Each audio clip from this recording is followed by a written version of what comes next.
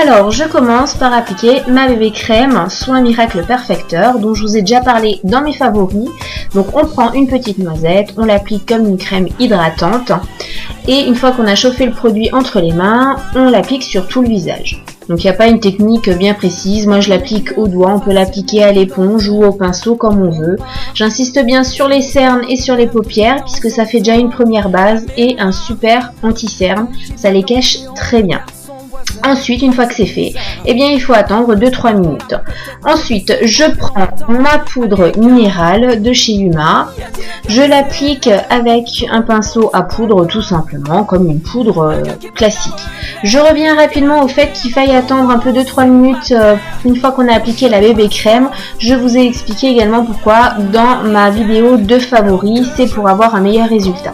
Donc, une fois que ma poudre est appliquée, donc là j'ai fait un zoom pour que vous voyez un peu mieux. On s'attaque aux sourcils. Donc on les peigne avec un goupillon. Et j'applique ensuite un crayon pour sourcils pour blonde. Donc la différence va pas être flagrante. Ça va juste être pour camoufler un petit peu les trous que je peux avoir dans les sourcils. Vous verrez après sur les photos. De toute façon les repousses sont bien là. Je suis désolée pour les photos de mauvaise qualité. Mais voilà. Ensuite j'applique ma base de chez Avon que j'utilise dans tous mes tutos.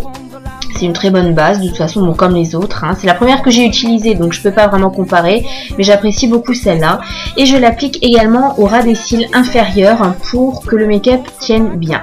Cette palette-là, je vous en avais aussi déjà parlé dans un haul, et je vais utiliser avec un pinceau basique le rose le plus clair, donc celui-ci, qui est un rose irisé. Alors là, dans le tuto, on va pas forcément bien le voir, mais vous le verrez de toute façon à la fin sur les photos.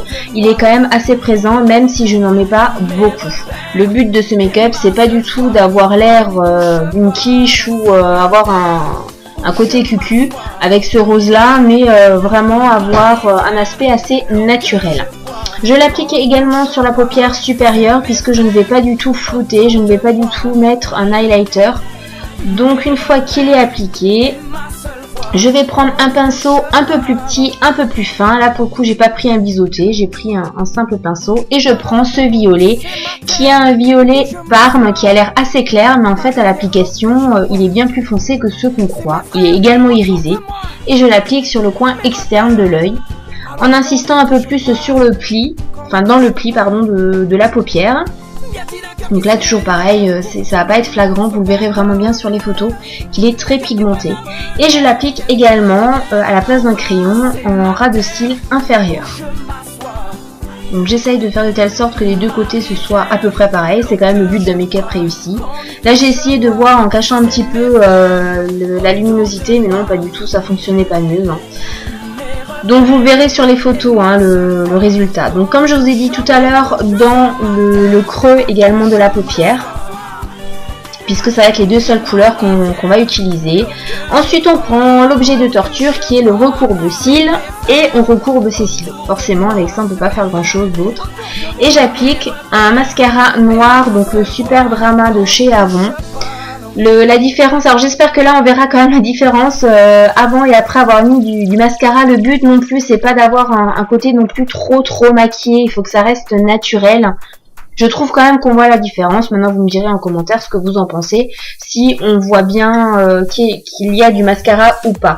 Ça va être sur les cils inférieurs où on va plus voir la différence, puisque ceux-ci sont très clairs chez moi, puisqu'à la base je suis quand même châtain clair. Donc voilà, une fois que le mascara est posé de façon tout à fait normale, habituelle, on va passer au contouring très léger. Donc là j'ai utilisé un blush corail, mais quand même un corail assez foncé. Normalement on prend un pinceau biseauté, là j'ai choisi l'éventail parce que j'aime bien l'utiliser, je trouve que ça fait beaucoup plus naturel. Et on fait le poisson, vous le voyez là à la caméra, j'ai l'air très bien comme ça en faisant le poisson. Et on l'applique discrètement, donc vous voyez c'est vraiment très léger quand même. Et j'utilise comme blush le stick de chez Avon qui est également un corail très léger. Alors là quand je vais tourner la tête on va avoir l'impression que j'ai vraiment deux démarcations sur le côté, mais vous verrez également dans les photos c'est pas le cas du tout, ça fait très naturel. Voilà. Et pour terminer, j'utilise mon baume à lèvres. Ça n'a pas voulu focuser là, je suis désolée, mais c'est le baume à l'huile d'argan. Je vous en avais également parlé dans mes favoris. Ça hydrate très bien les lèvres et puis ça fait un effet glossy que j'apprécie beaucoup. Voilà, j'espère que ce make-up vous a plu. Voilà les photos. Comme je vous ai dit, on voit quand même mieux sur les photos que durant le tuto. Et n'hésitez pas à commenter et à me dire ce que vous en pensez.